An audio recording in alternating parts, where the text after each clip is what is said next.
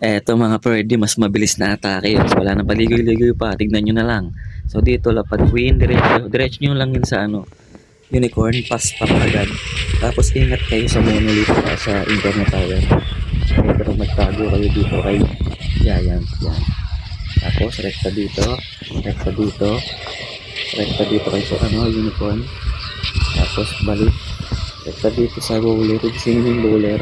Nandito so, pero nagising na lahat kasi kumana si ano, diba? Kumana si Queen kaya nagising lahat. Dire-diretso na yung mga bird, mabilisan lang. Ganun lang. Papanain nyo lang. Oh, di ba? Bilis na mga bird, no? Ayan, tapos tira-tirahin nyo na yung mga defense na nagdadaanan niya. Si Queen. Gising nyo na yung dragon. Ayun, oh, tignan nyo. Gising lahat, oh. Oh, di ba? Ganun lang sa kabilis. Ayan. Isang diretso lang mga birdie. Sa mga nahihirapan sa pinost ko, ito na lang gawin nyo.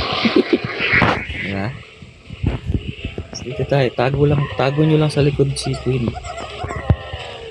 Yan, tago nyo lang si Queen sa likod yan. Tapos rekta nyo na dito sa monolith. Oh, wait lang. Hindi tinira na monolith. Dito na lang tayo. Huli na natin monolith. Monolith lang na yung pinakamasakit dyan. Tingnan nyo yung remaining time, oh, haba pa, oh. Tapos napakaraming troops na natira. Diba? Easy win mga pwede. Easy 3 star. Okay. So kaya nyo lang. Napaka basic lang. Sa mga nahihirapan sa una kong post. Yan. Marami pang natirang oras.